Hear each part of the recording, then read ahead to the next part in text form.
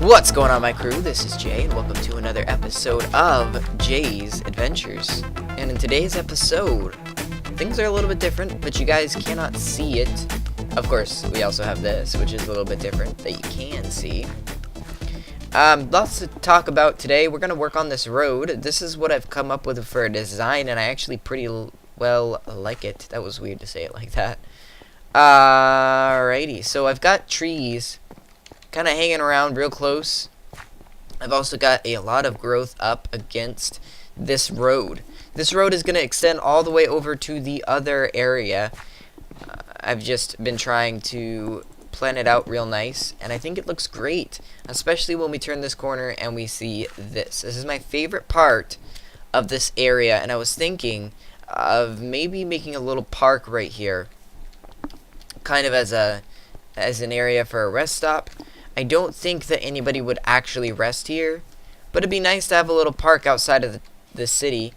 You can still kind of see the city walls from here, and eventually the city walls may be up to this point, so we don't know. But a park would be nice right there, just a little one, and then of course it stops right here. We got a long way to walk. I've got to get all the way over, and I want to make it to the bridge, which is trying to figure this out right now. And we could readjust some things. It looks like if we just pull, let me see here, this goes this way, but if we were to cut straight this way, we would probably end up exactly right here. So if we just take the road down, go this way, and cut straight through, that's going to be a lot easier. Now normally I would be like, oh, well, you know, if we do some winding stuff, that'll be nice. But the point for our villagers is to have the shortest route. And then probably what we'll do is we'll cut in and then cut straight this way instead of curving around like this. To have the shortest route to wherever they need to go. They don't want to have to curve around and be on a nature trail here. Maybe one day we can do something like that, but right now the important part is to get a road that is sustainable and good. Of course, this road will lead over towards here, and then we have this bridge, which will lead over to our new town. Okay, so let's go get some materials. I want to talk with you guys about a few changes that maybe you are noticing, maybe you're not noticing. Let's talk first about headsets. So I really love my headset. It's a Plantronic, and it's a really good headset. Sounds great, mostly because I have a sound card in my computer that allows me to give for you guys really good sound quality. I don't know how else to explain that other than it's got a noise gate, which makes it sound a lot more pretty than it already is. So I really wanted to get off the headset, because the headset is very cumbersome on my ears, hurts them, and when I'm doing long recording sessions, that stamina to be able to record a lot is super important. And when I can't do that, we have problems. The other problem is I've noticed that the mic is a type of mic where you need to speak over it to get the best sound quality so that you don't get those pops. Even though you have a pop filter, it doesn't filter out the really big strong pops. And I wanted to be able to have something that wasn't professional grade just yet. I do want to get that eventually. But was a decent in-between. Maybe in-between's not the correct word. I don't know. But you guys get what I'm saying. So I went out and I did something very simple. I got myself some headphones, and I've got, right now I'm working on, and I hope this sounds good. I did a sound test afterward or before this. What I've decided to do is use the mic in the headset, and I've got the mic pointed below my chin so that when I speak, it speaks over it.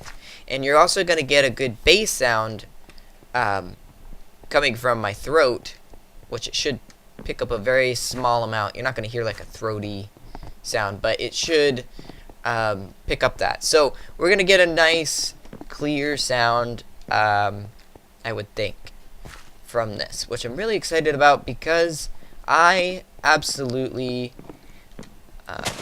want to keep trying to use this mic if I can.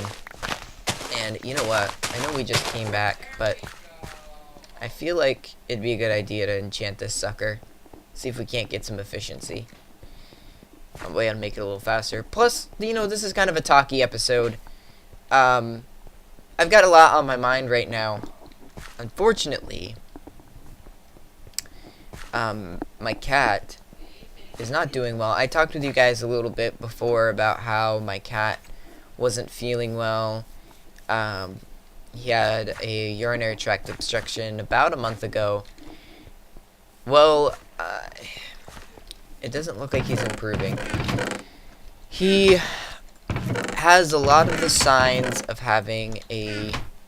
going into acute kidney failure.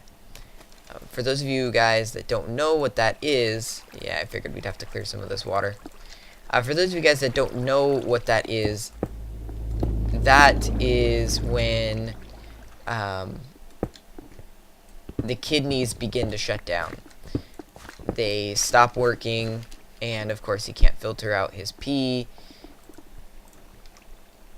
And I would love a silk touch.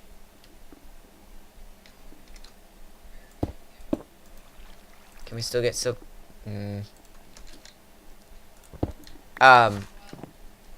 So yeah, he can't filter out his pee very well, but the thing is, he's not, I don't know, he's not giving off a lot of the signs that are pretty specific to that, which is weird. Okay, efficiency 3, I'll take it.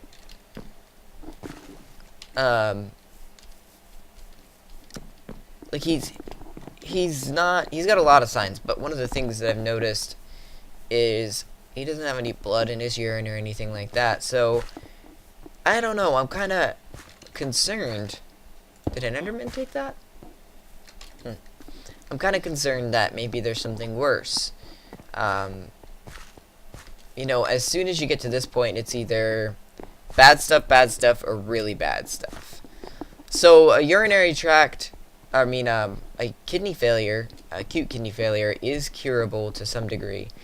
He's going to have to go on a special diet still, and he's going to have to go on fluids for a couple days, but thankfully he'll be able to be cured. And that's really, when you're looking at things like this, a curable option is probably the best option, because cancer is an option, and a very viable one. A very viable possibility, which, of course, cancer is a very scary thing. I would never want to put my cat through that. And unfortunately, no matter what, when you get to talking about cancer, you get to talking about death that's not pleasant. So it brings up the question, at what point do we euthanize? And of course, I don't want to do that. Now, I don't want to scare you guys in any way and say that my cat's going to be dying soon. But I just want you guys to know, because I feel like you don't necessarily recognize what you guys do for me. And what you guys do for me is, when I'm having a bad day, which I'm not having a bad day or anything, or when I'm having a day where I'm having a tough time, a lot of people are always like, oh, well, I just watched this one YouTuber. For me, it's more, I make YouTube videos to feel better, because putting out a video like this helps me talk. And when I talk, it feels really good because I'm able to tell you guys how I feel about things and explain to you guys what's going on, and I'm able to talk out what I'm thinking. And that's so important in anybody's life, much less my own. I want you guys to realize what you do for me and how thankful I am to be able to do this. Not that it's really something that is hard to do, but I'm thankful to be able to have the technology, have the support from my parents, and have the support from you guys to continue on doing this. Especially if I do enter into a tough time, I know that a lot of you guys will be there for me, and they're with me through this. And that's such a good feeling.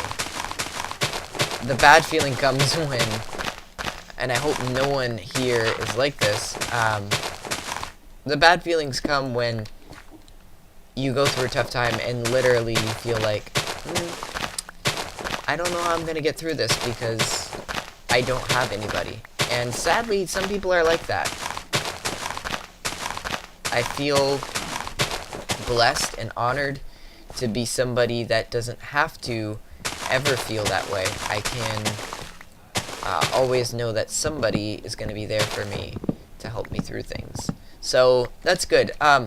In saying that, again, I just want to stress to you guys, my cat is not dying, he's not dead, so thoughts and prayers will be helpful, but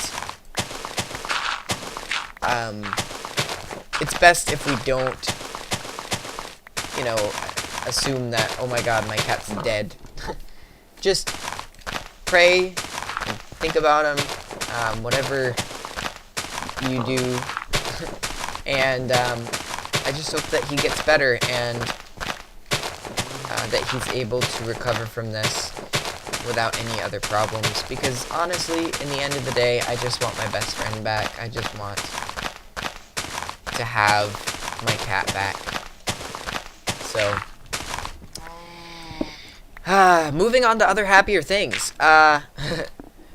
We're almost there. We just gotta go over this ridge, but we cut out a pretty easy, nice little path here. And once we cut it out, I'll take a walk on it here. And off camera, I'll be trying to mix things out, get things in order here. I'm not sure how I want to work this new area. I think I'm just gonna make up some houses and after we do the bridge. So maybe not in this episode, but in another episode pretty soon. Is over the hill where this is? Okay, so we need to get up here. So I think what I'm gonna do, staircase, staircase, staircase. We'll make it work. And then we're just gonna cut right through here.